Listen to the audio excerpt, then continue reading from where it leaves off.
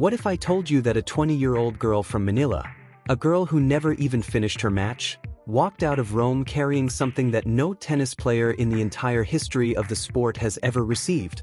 Not a trophy, not a check, not a wild card into next year's draw. Something that heads of state spend entire careers hoping to be considered for. Something that diplomats in silk ties lobby years to earn. And the man who gave it to her did not send an assistant. He did not issue a press release. He stood up from his seat in the most prestigious box in one of Italy's most iconic stadiums, walked across the room himself, and placed that honor directly into her hands in front of 10,000 people and millions watching at home. The President of Italy, in person, for a Filipino tennis player who had just lost her tournament. This is not a feel-good sports story stitched together for clicks. This is something that genuinely has never happened before, in tennis, in Italian civic history, or in the story of the Filipino diaspora, and most of the world scrolled right past it without stopping to understand what they were actually looking at. So let me slow it down. Let me take you inside every second of that afternoon. Because once you understand the full picture, you will never look at Alex Eala the same way again. Rome, Italy, May 10, 2026. The Foro Italico, one of the most architecturally dramatic sporting venues on the planet, a place where ancient Roman aesthetics meet modern athletic competition, where marble statues of warriors and gods line the walkways like silent judges, was hosting the Italian Open semifinals. The Central Stadium, the main arena, was filled to its absolute limit. The air carried that particular combination of clay dust, Mediterranean heat, and collective anticipation that you only find at a Grand Slam-level event when the draw has produced exactly the matches the fans came to see. Italian flags moved in slow waves across the upper tiers. A scatter of Belgian gold here. A flash of French blue there. Tournament royalty filled the royal box. Former champions who had once won on this very clay, federation officials whose job it was to ensure the spectacle ran smoothly, European dignitaries who attended because being seen at events like this is part of how power maintains itself.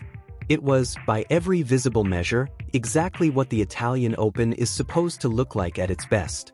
Organized, prestigious, controlled. And then, quietly, it became something else entirely.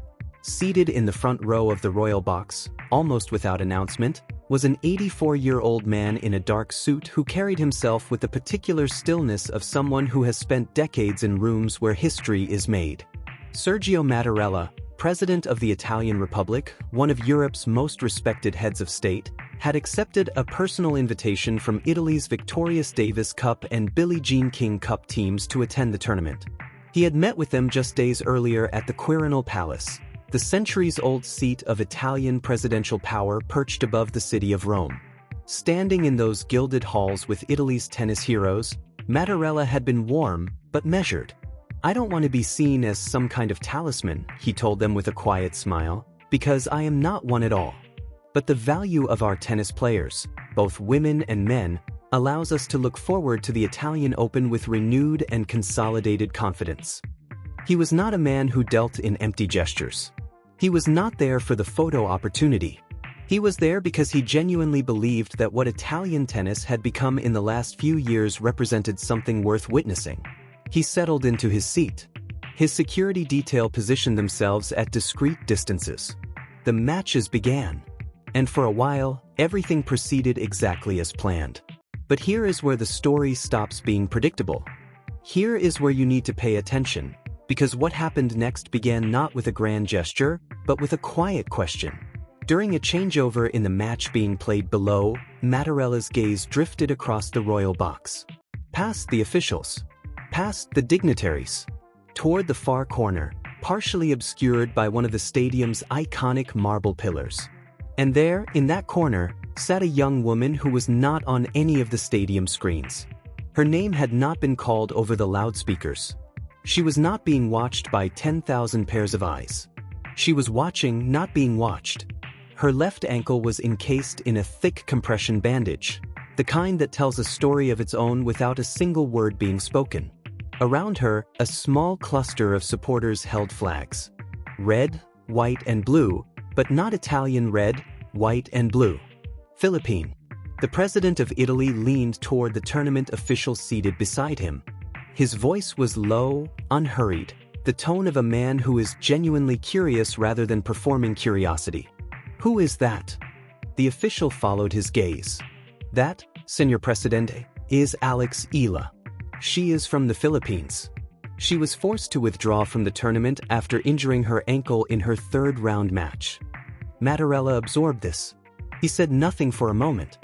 He looked back at the young woman in the corner, her ankle bandaged, her tournament over, her expression carrying that particular kind of quiet dignity that belongs to people who know how to lose without letting the loss define them. And then, almost to himself, the president of Italy said 4 words that none of the officials around him were fully prepared for. "I would like to meet her." Stop for a second and think about what that means. Because Sergio Mattarella is not a man who says things he does not mean. He is not a man who makes impulsive gestures for the cameras. The 84-year-old head of the Italian Republic has spent his entire adult life in public service, as a member of parliament, as a constitutional court judge, as a minister, and for more than a decade as the president of one of Europe's founding democracies. He has sat across the table from world leaders. He has presided over national crises. He has delivered eulogies for fallen public servants and accepted the burdens of office with a kind of sober grace that his countrymen have come to trust. Every word he speaks in public is weighed. Every gesture is considered. When Sergio Mattarella says he would like to meet someone, that is not a casual expression of mild interest. That is a decision. He stood up from his seat. And in that single movement, the afternoon changed. The security detail reacted first, the trained, professional tightening that happens when a protected principal moves unexpectedly. The officials exchanged glances that communicated everything without a single word being spoken. The television cameras, which had been trained on the baseline battle unfolding below on the red clay, swung upward toward the royal box with the instinct of people who recognize that something more important than a tennis match is happening. Mattarella did not pause. He did not acknowledge the cameras. He walked past the front row, past the VIP section, past the Federation officials seated in the middle rows, past the bronze busts of Italian sporting legends that stand at intervals through the royal box like an honor guard from the past. He walked toward the corner, toward the marble pillar, toward the young woman with the bandaged ankle and the Philippine flags and the quiet dignity that had caught the eye of a president. Alex Eala looked up from her seat, and for a moment, just a moment, her expression showed exactly what any 20-year-old would feel in that situation. Complete, unfiltered disbelief. Across the stadium, something shifted before anyone fully processed what was happening. The Philippine fans, and there were thousands of them, a number that by this point in the tournament had become genuinely historic, the largest non-Italian crowd the Foro Italico had witnessed in its recorded history, seemed to feel the change in atmosphere the way a crowd senses a weather shift before the first raindrop falls. The chant that had echoed through the marble corridors all week, the chant that had confused Roman taxi drivers and stunned international broadcasters and moved more than one Italian spectator to ask their neighbor what language that was, Laban Alex, fight, began again. Not triggered by a ball going in or out. Not started by a scoreboard change. Started by the sight of a president walking across a room toward their hero. Softly at first. Building. Until it filled the stadium the way only a crowd that truly means it can fill a stadium, not with noise, but with belief. Mattarella stopped in front of her. He extended his hand. His voice, when he spoke, was not the voice of a man performing graciousness for the cameras. It was the voice of a man who meant exactly what he was saying. Signorina Eala, it is an honor to meet you. Alex reached up and took his hand. Later, people who were close enough to hear would say she looked like someone trying very hard to stay composed in a moment that made composure almost impossible. The honor is mine, Señor Presidente, she said. The broadcast commentators, men and women who had spent decades filling every silence with analysis, statistics, anecdote, said nothing. The tennis match on the court below continued. Nobody in the royal box was watching it. I have been watching you, the president said. Not just today. Throughout this tournament. He paused. Let the words carry. The way your people show up for you, it is remarkable. It is moving. And then, before anyone could anticipate what was coming next, before any of the officials could prepare a response or a camera angle or a prepared statement, Mattarella turned to face the broadcast cameras directly, the way a man turns to face an audience when he has already decided what he is going to say and simply needs a moment large enough to say it in. And the stadium held its breath. Now pay very close attention to what happened in the next 60 seconds. Because this is the moment that changed Alex Eala's story permanently. This is the moment that no amount of Grand Slam victories or world ranking points could have produced. This is the moment that belongs to a category most athletes never even know exists. Mattarella did not read from a prepared statement. There was no aide handing him a card. There were no advisors standing close enough to whisper. He spoke the way people speak when they have thought something through completely and simply need to say it out loud. The Italian Republic, he began, recognizes exceptional contributions to sport, to culture, and to the bridge between nations. The royal box was so quiet that the sound of the clay court below, the soft percussion of a tennis ball meeting a racket, was briefly audible. It is rare that a single athlete can embody all three. He turned slightly, acknowledging Alex directly before returning his gaze to the cameras. Alexandra Eala has brought something special to Rome this week. Not just her tennis, which has been extraordinary, but her spirit, her resilience, the way her people have shown up for her, and the way she has shown up for them. He paused. One breath. The kind of pause that a man uses when he knows the next sentence will be the sentence people remember. Therefore, I am pleased to announce that Alexandra Eala will receive the Order of the Star of Italy, the highest honor the Italian Republic can bestow upon a foreign national. Nobody in that stadium saw it coming. Not the officials. Not the broadcast team. Not the 10,000 people sitting in the heat of a Roman afternoon watching world-class tennis on red clay. And certainly not the 20-year-old girl from Manila sitting quietly in the corner of the royal box with her ankle wrapped in bandage and her tournament already over. But something was about to happen to her that afternoon that had never happened to any tennis player in the entire history of the sport. Something so unexpected, so unprecedented, that even the people who witnessed it in person needed a few seconds to process whether it was actually real. And when they realized it was, the stadium shook. This is the story of Alex Eala and the moment that changed her life forever. Rome had already fallen in love with her before that afternoon. That was the thing people needed to understand. She had arrived at the Italian Open ranked outside the top 100, a young Filipina who had trained at the Rafa Nadal Academy and fought her way through qualifying draws that most fans never even watch. She was not supposed to be a story. She was supposed to be a name in a bracket. But the moment she stepped onto the clay of the Foro Italico, something happened that the tournament had never seen before. Her people came. And they came in numbers that rewrote the history of the event entirely. Philippine fans poured into Rome from every corner of the globe. From Manila, from Dubai, from London and Toronto and New York and every city where the Filipino diaspora had planted roots and built lives far from home. They filled the stands. They brought flags, red, white, and blue, and they waved them in a stadium lined with marble statues of ancient Roman warriors. They sang in Tagalog. They chanted her name in a language that Roman locals had never heard inside this venue before. Laban Alex. Fight, Alex. 3 syllables that echoed off stone and history and the weight of everything it means to carry your country with you into a foreign place.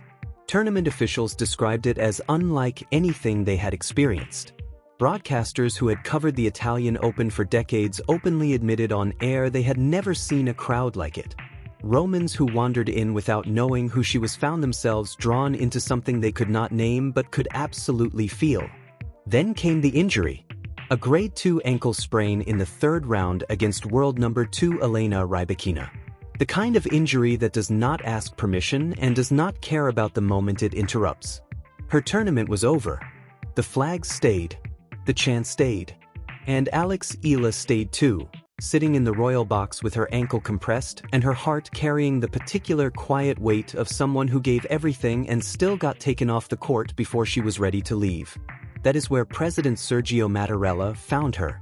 The 84-year-old head of the Italian Republic had arrived at the Foro Italico that morning at the personal invitation of Italy's victorious tennis teams. He sat in the front row of the royal box, still, measured, watching the matches with the focused attention of someone who had spent a lifetime paying close attention to things. Then during a changeover his gaze moved across the room, past the officials, past the dignitaries, to the far corner behind the marble pillar where a young woman sat surrounded by Philippine flags, her ankle bandaged, her face carrying a calm that did not match what she must have been feeling inside. He leaned to the official beside him. "Who is that?" The official told him. Mattarella said nothing for a moment. Then he stood up. His security team reacted immediately. The cameras swung toward him without instruction. The officials exchanged looks. And Mattarella walked, past the VIP rows, past the bronze busts, past everyone and everything, directly toward Alex Eala. She looked up as he approached. Her expression said everything that words could not. He extended his hand. "Signorina Eala, it is an honor to meet you." She took it. "The honor is mine, Signor Presidente." The chant outside grew louder. The match on the court continued. Nobody was watching it anymore. He told her he had been watching her all week. Not just the tennis but everything surrounding it. The people. The flags. The atmosphere that her presence had created in a city that had never seen anything quite like it. "The way your people show up for you," he said, "is remarkable. It is moving." And then he turned toward the cameras. No notes, no script, no prepared statement. And he spoke the words that would travel to every corner of the world before the evening was over. Alex Eala will receive the Order of the Star of Italy, the highest honor the Italian Republic can bestow upon a foreign national.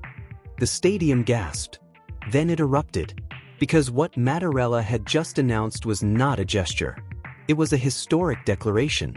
The Order of the Star of Italy is the second highest civilian honor the Italian state can grant, awarded personally by the president, reserved for those who have built something real between Italy and another nation. In the entire history of professional tennis, no player has ever received it. Not Federer, not Nadal, not Djokovic, not Williams. Alex Eala, who did not win, who did not even finish, became the first.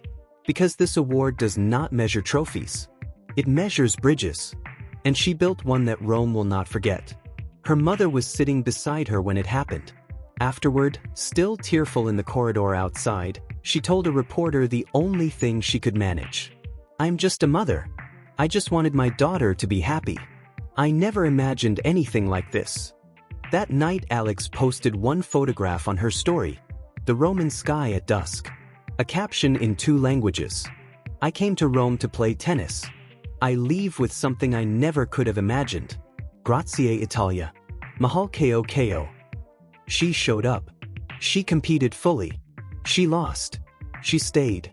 And a president of a nation watched her do all of that, and decided the world needed to know her name. That is not a tennis story. That is a human story. And those are the ones that never stop mattering. Subscribe. Because the stories here always go further than the score.